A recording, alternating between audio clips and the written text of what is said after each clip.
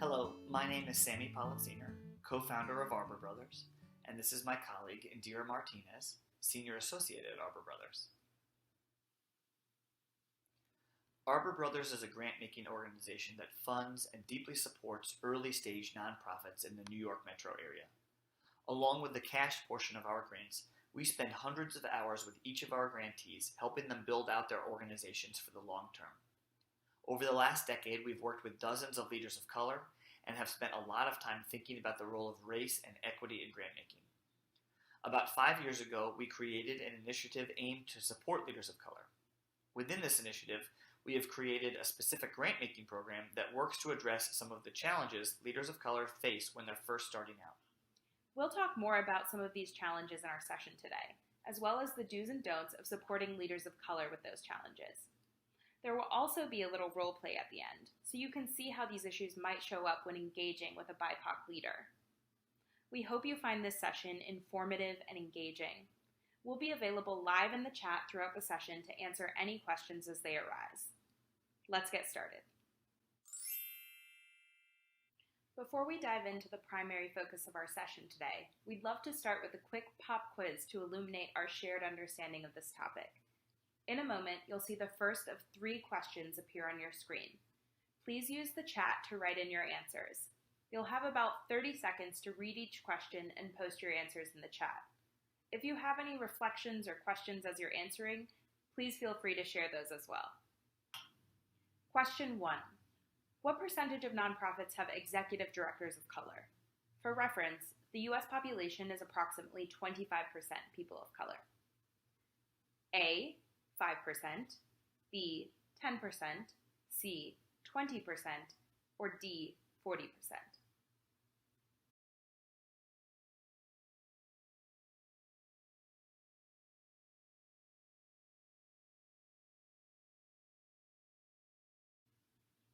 Question 2.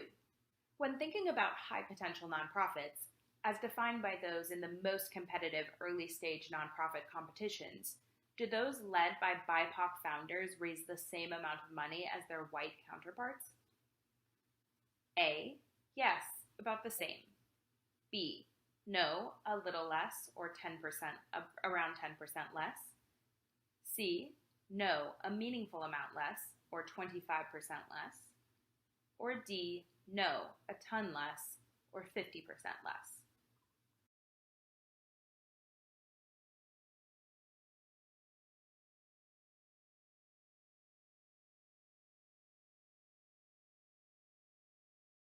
Question 3.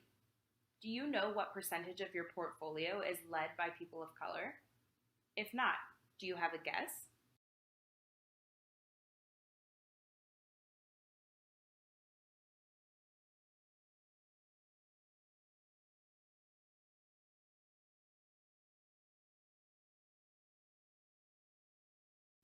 Thank you, everyone, for taking a moment to answer those questions together.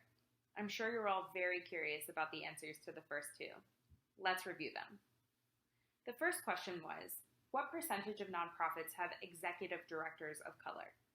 The correct answer was C, 20%. Obviously, BIPOC leaders are not a monolith, and not every leader will face these particular challenges. However, there are some all too common experiences that shape the numbers that we just showed you. The first is access to networks and capital. In the early stages of development, BIPOC leaders, particularly those from low-income backgrounds, may not have the connections to generate startup capital and get their ideas off the ground, despite having the lived experiences and community connections that make them uniquely equipped to meet the challenges faced by marginalized communities. The second is familiar but always worth mentioning: racism. Whether intentional or not, the impact is the same.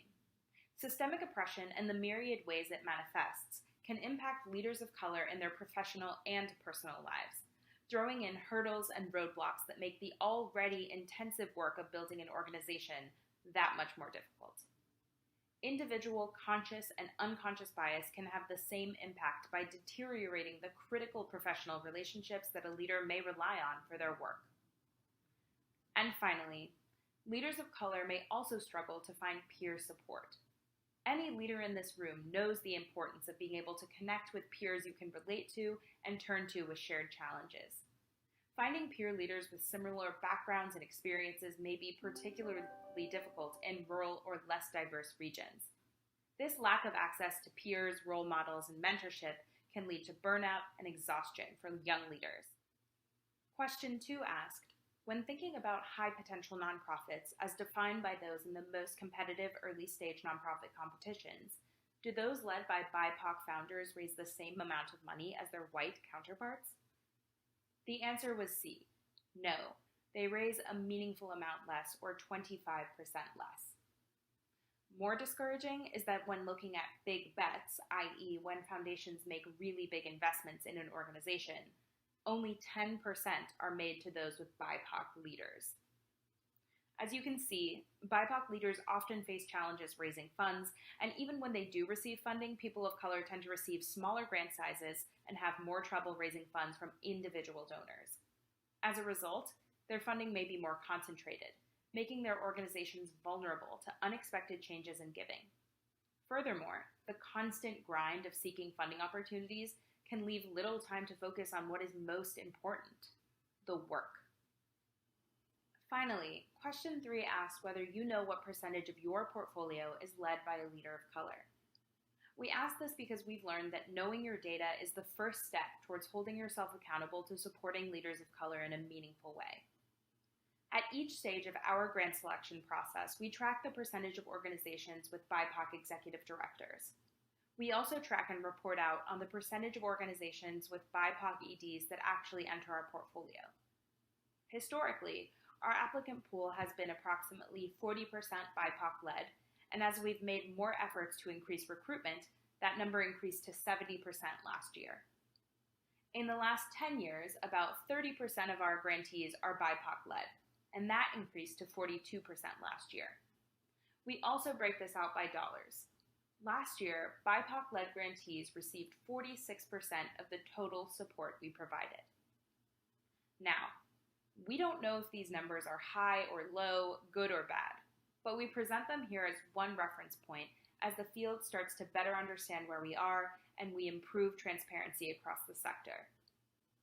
Of course, the answer to our first 2 questions about the percentage of BIPOC EDs and the funding amounts that go to their organizations vary by region and sector, so it's important to conduct your own research to understand the context in your funding area.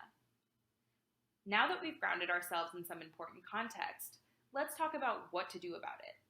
Sammy will now talk to us about the do's and don'ts about supporting leaders of color, and we'll also hear from some of our current and prior grantee leaders of color who will share some of their experiences, both good and bad, with funders.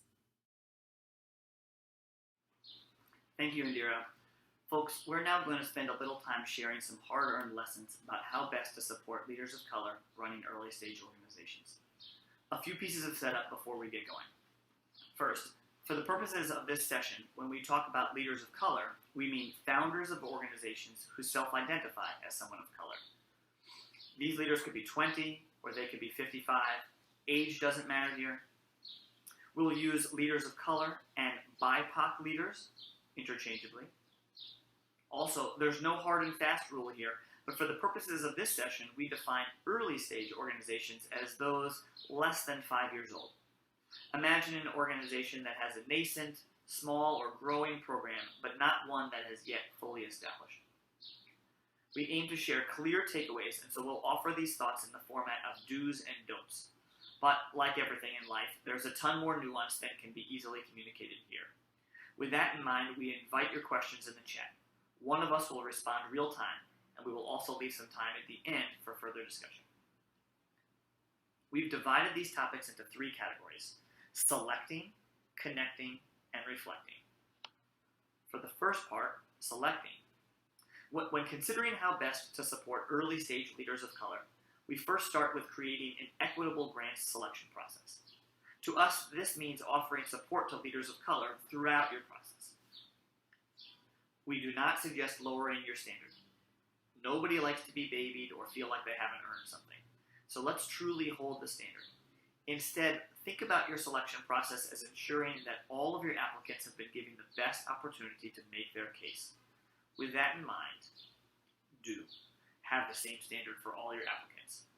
To support leaders of color, you may proactively reach out to them to see if they have questions on the process and offer to hop on the phone with them rather than to communicate solely over email before the deadline.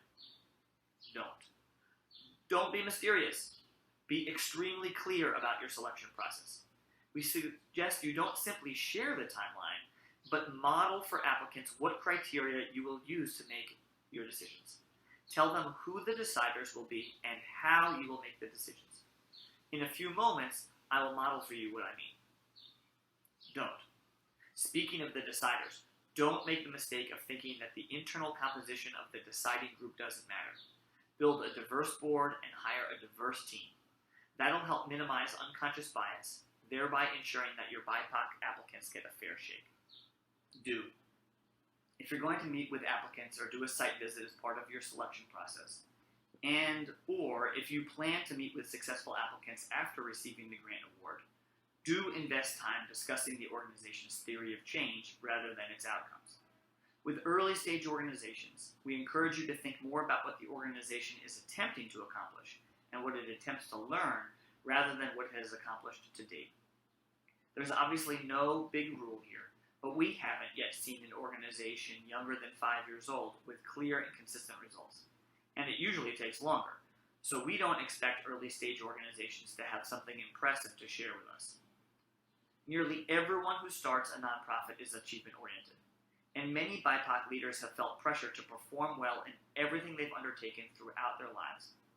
And yet, since all early stage organizations are messy, potential partnerships are best formed when you don't expect perfection at the beginning. By establishing an environment of collaboration and learning, you will better support leaders of color. Instead, we ask about their vision, their goals, and their process to get there. We also ask about what specifically they hope to learn in the upcoming year. We found that this approach, this paradigm of learning, is an effective way to better understand the applicant and ultimately to make a better selection. Before we get into our next section, we'd love to share a 1-minute clip of one of our grantees in their own words, illustrating one of the concepts we're discussing. Hi everyone, my name is Geraldine Rodriguez. I'm the co-founder and CEO at The Knowledge House, and today I'd love to talk about some examples of funders making positive connections for their grantees. I am so lucky to have awesome funders that have connected me to other funders. And I think there are 3 ways that I have seen this happen. Number 1, it's just an organic connection, especially for those philanthropists that get donations and investments from other corporations, foundations, and individuals. You know, when those funders invest in your grantees that you support directly, that's your opportunity to advocate. You know, very often these big investments don't directly go to the grantee and it goes to the intermediary, right? I have one example of a prospective funder that has given me feedback. You know, I will be interested in investing in the Knowledge House after you graduate from the Arbor Brothers portfolio. And so it has been so helpful to work with Arbor Brothers directly in the past few years to keep advocating, you know, so that we can get investment after we graduate. So that's one. I would say secondly, through funder site visits. You know, you can host a site visit for a grantee, invite other donors, board members to attend, and that hopefully will lead to investment. If not, it might lead to someone feeling warm and fuzzy because they heard a success story. It might lead to someone volunteering at the organization, but those are still valuable. And then I would say, finally, my favorite way to connect with funders is through speaking engagements, you know, especially when I'm invited to speak to like funder circles, whether it's Philanthropy New York or the New York Workforce Development Funders Group. That's the opportunity for me to pitch the Knowledge House to folks that are not investing in us directly. And so when one of my funders invites me, that's the best because I'm literally pitching and my funder is like on my corner or in my corner. What I will share is a don't would be do not invite a nonprofit leader to speak and share their expertise if you are not funding them directly, because then it gets a little awkward, right? Because you have not invested in them directly, but you do value them enough so that they share their expertise. It's a little contradictory. So those are some do's and don'ts when it comes to connecting grantees to funders. Thanks.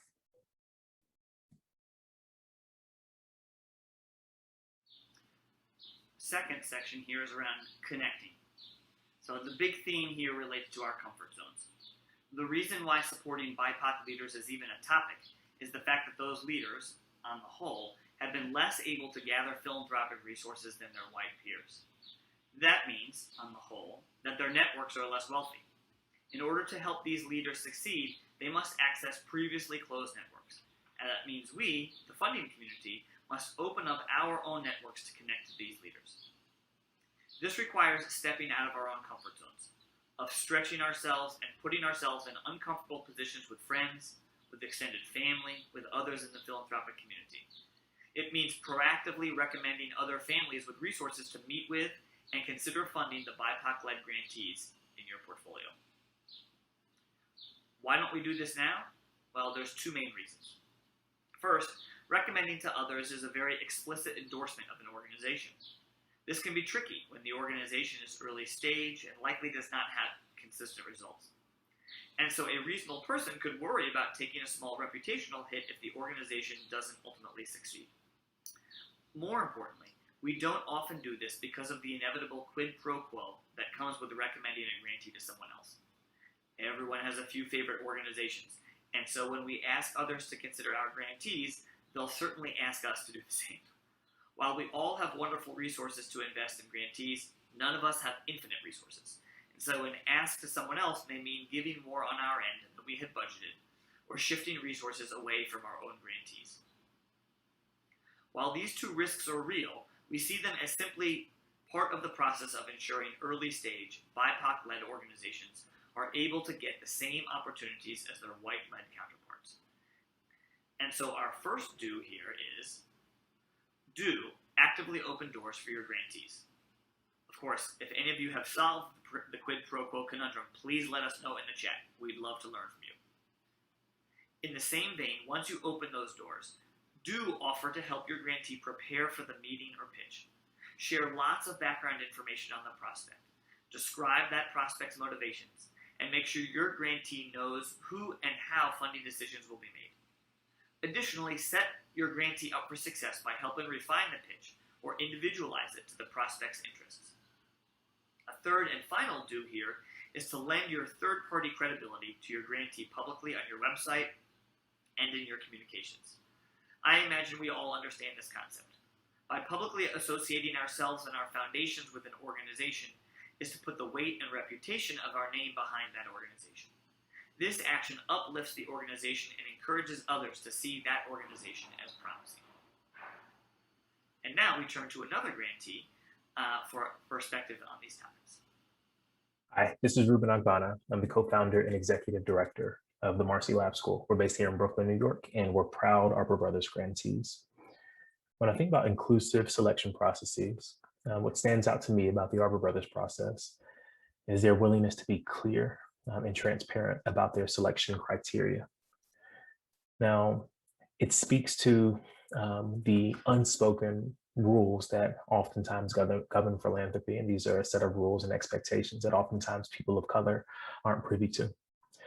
And so one set of beliefs about grant-making processes is that, we'll be pretty open with them.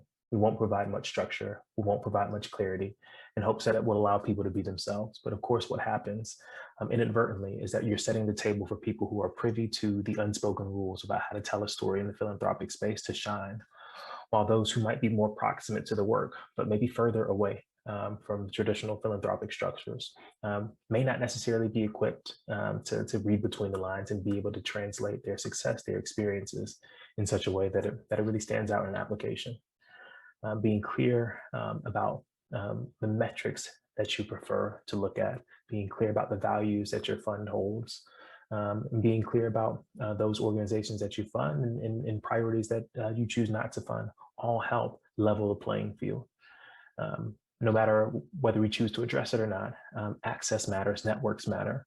When we think about funding Black, Indigenous, people of color, generally, systemically, we're more likely to be left out of the closed circles where these conversations happen. And so it is, in fact, an act of equity to be transparent and to be clear and share exactly what it is that you'll be looking for and the criteria upon which grant proposals will be judged, because it allows everyone to put their best foot forward.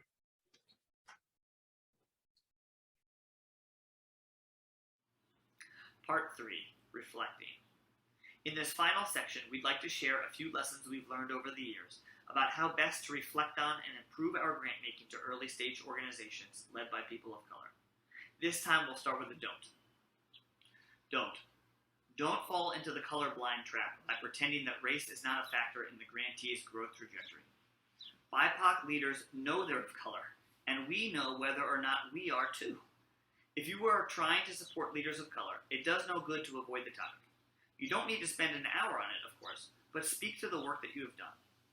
Indeed, you could say something like, our foundation acknowledges that institutional racism has played a large role in philanthropy and in the resource attraction of organizations led by people of color. We are working to fight against that and have attempted to design our grants selection process and our grantee support package with equity front and center. With that in mind, we want to get to know you as an individual, and if we work together, we want to build a relationship built on like and trust. Which gets to the first and most important do. Do really get to know your BIPOC-led grantees. There's just no substitute for spending time with people who don't look like you or who don't share the same life experiences as you. It's that time and seeking common ground that leads to like and trust, and that leads to more honest conversations. And then, when there are honest conversations, you can actually be helpful. Do. Collect, analyze, and report out data on your grant making to leaders of color. What percentage of your applicants were BIPOC-led? What percentage of those applicants received grants? What percentage of your grants budgets went to leaders of color? How has that changed over the years? While there's no right answer or formula here, and while effective grant making is not solely about stats that are easily countable, our field doesn't have any baselines from which to grow. The more you can publicly share your own data about resources to leaders of color, the more the field will be informed, and the more our field's unconscious bias will be minimized. Do. Solicit feedback from BIPOC-led grantees and actively reflect on that feedback. You are not going to ask questions with obvious answers, such as, have you experienced any microaggressions from our foundation? Or, did you find any part of our process off-putting? No, but you could ask something like, did the foundation's application process enable you to make the best case possible for your organization? If not, what suggestions do you have? Or you could ask, do you have other funders that support leaders of color really well? If so, what specifically do they do to make you feel so well supported? You could set up a Google form to preserve anonymity and encourage candor. Of course, the best way to solicit and engage with feedback is through conversation. This gets back to our first do, because open and honest conversation can only take place if there is a real relationship with the grantee. And now we turn to one final grantee anecdote. Hi, my name is Erasma Veras Montecholo. My pronouns are she, her, ella. I am Afro-Latina, descendant of Taínos, Spanish conquerors, African queens, and revolutionaries. I am a Brownsville, Brooklyn native by way of the Dominican Republic, and I am co-founder and executive director of Power of Two. Acknowledging my roots serves as my anchor and has given me the strength and confidence to navigate many different spaces, many of which have been white spaces. And like many of my peers, I am aware of the power dynamics at play in philanthropy. While we haven't been able to say it before, I am saying it now, that the power dynamics in philanthropy is a big part of the racial battle fatigue that leaders of color like myself experience and have experienced for decades. However, I will say that I have been encouraged by the racial reckoning that is happening across the country and that we are seeing take hold in philanthropy itself. There's a lot of conversation about the importance of centering racial equity, which is incredibly heartening to hear. But centering racial equity isn't just about reading books and taking workshops or using catchphrases or borrowing language from freedom dreamers and weaving it into statements about equity and justice. It's about making sure that you weave a racial equity lens at all levels of your organization, including the composition of your grants committee, the application process, in the framing of the conversations you engage in with leaders of color, in authentic conversations. Even something as simple as seating arrangements during a grantee interview really matters. And I'll give you an example. I was invited by a foundation that expressed a commitment to justice to present to their grants committee. And upon arriving, I was escorted into this large, beautiful boardroom where all of the committee members, all of whom were white, were sitting on one side of this very large boardroom table. And I was invited to sit on the opposite side, interrogation style. And it was a reminder to me in that moment of their positionality and that they held the power. That is not what justice looks like. So I want to encourage you in this moment to consider re-examining all of your processes using a racial equity lens to identify who benefits and who doesn't, and how you can create a process in which everyone can benefit. You as a donor, the POC-run organization, and the community you are hoping to support. Also acknowledge the power dynamics and create ways to intentionally minimize it. That is something that Arbor Brothers has done incredibly well, hence my decision to record this message. Thank you all.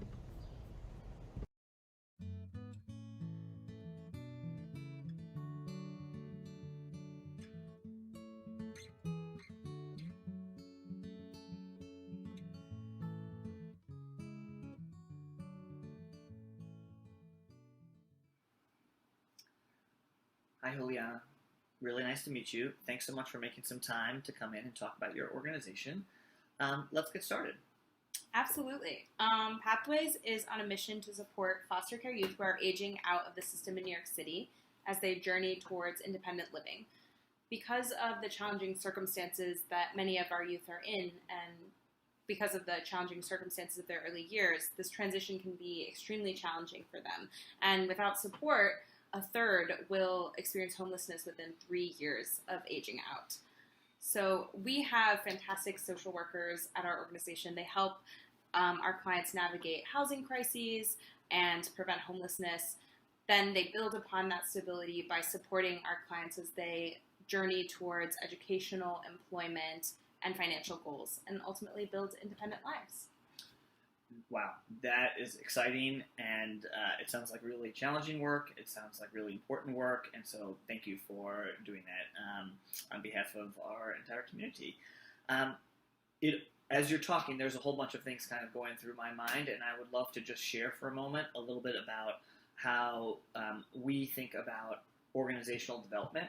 And so during this meeting, I'm going to be asking you questions in a few very specific buckets, and then I'm going to tell you about what those buckets are right now, and then I'm also going to tell you a little bit about what will be going through my mind, like what questions I will be asking myself as you're talking. The short story is we think about organizations, especially early stage organizations like yours, in the concept of theory of change. And to us, there are three main elements of theory of change. First is the outcomes that you're trying to achieve. So you're talking about foster youth, you talk about them living independent lives. I'm wondering, what does independent living actually look like? So what is it are you really trying to achieve? The second bucket that we think about with theory of change is around the target population. So who you are trying to serve, and then also very critically, who might be eligible for you to serve, but whom you may actively choose not to serve. So you mentioned aged out foster youth. So I'm thinking about myself, well, what about 26-year-olds who aged out of the foster care system? What about foster care graduate people who left the foster care system who are now living in a different state? Are they eligible?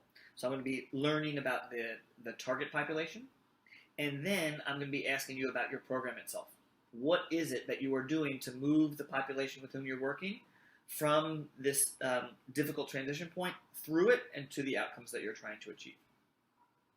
So those three things: outcomes, target population, and the work that you're doing, the program itself.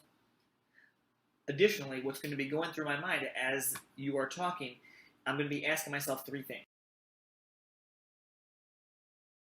First, do I understand what you're saying? So I may ask a whole bunch of clarifying questions. Secondly, I'm going to ask myself, okay, if it were possible for you to move this population from point A to point B, would that be a meaningful distance traveled? Or would that just be a little bit of impact being made? So I'm going to be thinking about the meaningfulness. And then the third thing I'm going to be asking myself around is plausibility. Do I think that given the intervention that you have, that you're actually likely to move the population from point A to point B?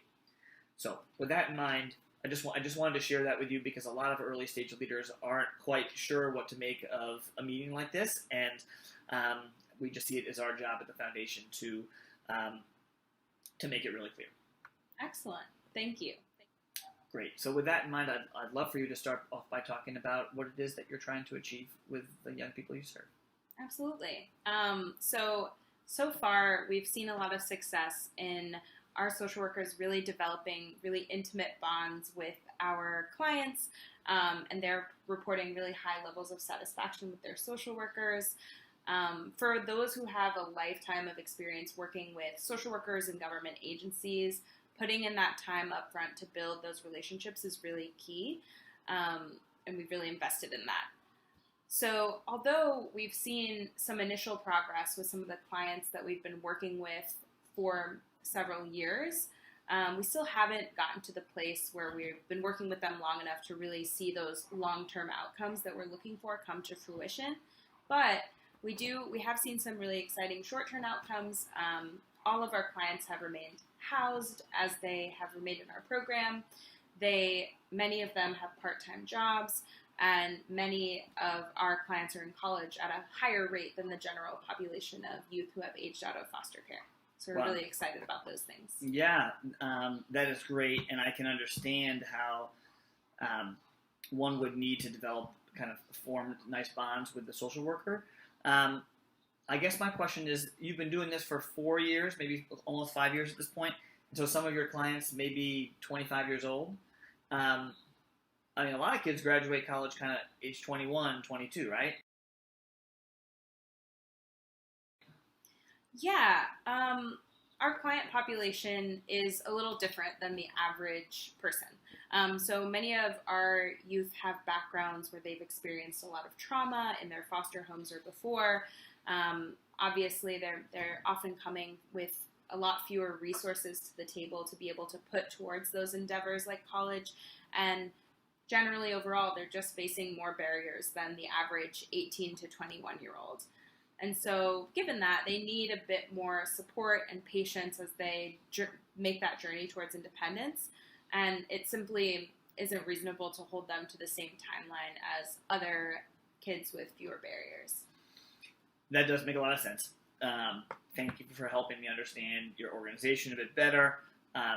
It gives me a lot to chew on as I think about the meaningfulness and the plausibility of your intervention. Let's move on. Let's talk a little bit about your budget. How big is your organization now? So right now our budget is around $250,000. About half of our budget comes from the city council, and most of our budget does go to salaries to pay our social workers. So right now we have a great opportunity to diversify our funding sources a bit. That's great. Can you tell me a little bit about your board? Sure. We have 5 board members, including myself. So as far as other members go, Elizabeth is a mentor of mine. She's been a mentor for many years. She's a social worker. Courtney, she's a friend of mine. She's always been supportive. Rebecca is an associate at a digital marketing company. Scott is an accountant, and he's a friend's father, so he actually puts in a lot of time to help us out with the books. And finally, my friend Madison, works for Children's Aid Society, and she's a program manager there. Okay, that is interesting. That sounds like a really good starter board. Sounds like there's some people there that you really trust and hopefully have good judgment, and they certainly care a lot about you and what they're trying, and probably about the organization itself. I just I want to be clear and candid. Like when I hear some of those job titles, I worry a little bit that those folks might not be big givers, and so I'm wondering if you thought about bringing somebody on board who can write kind of a bigger check.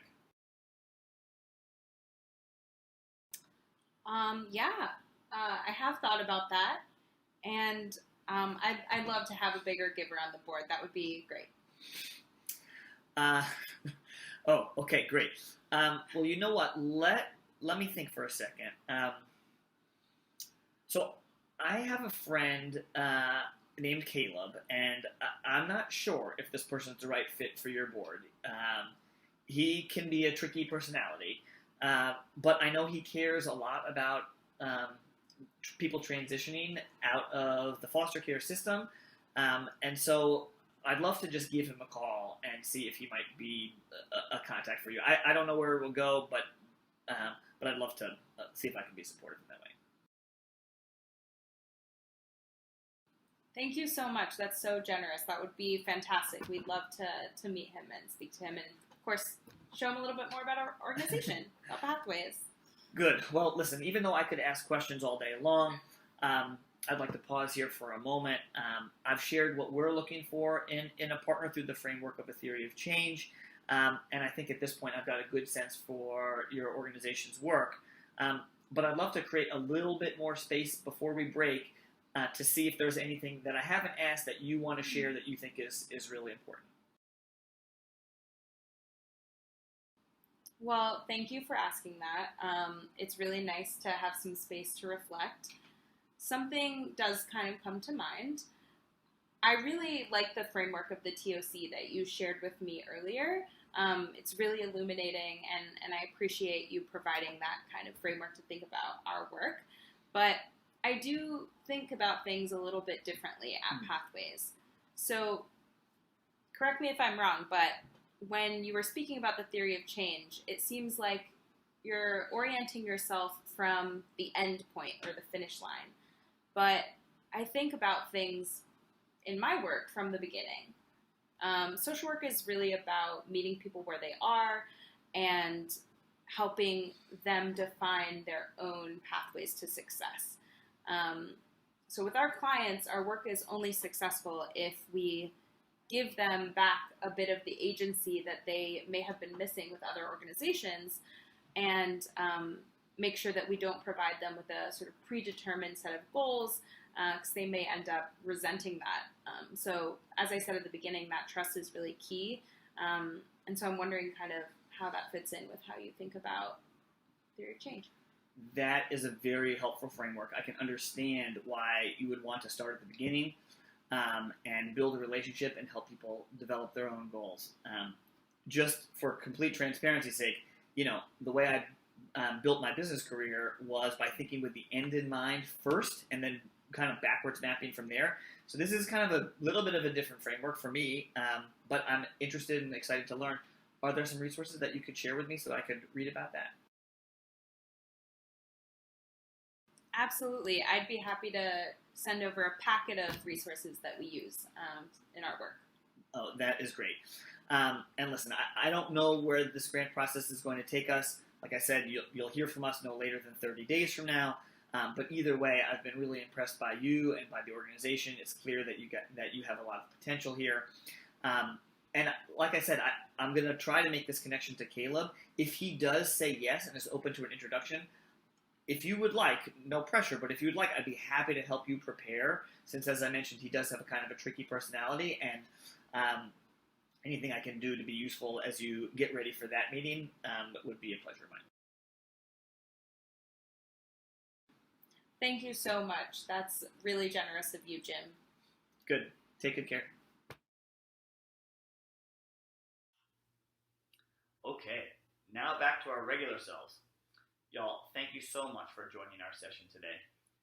Here's a quick recap of the do's and don'ts of supporting early stage organizations led by people of color.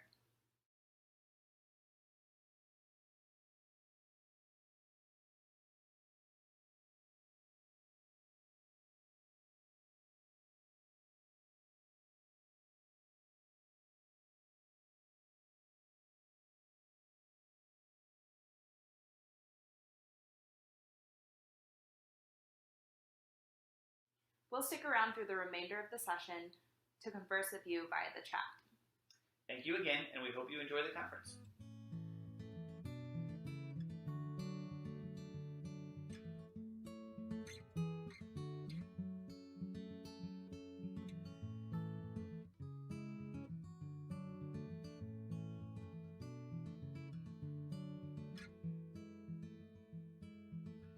I hope the road does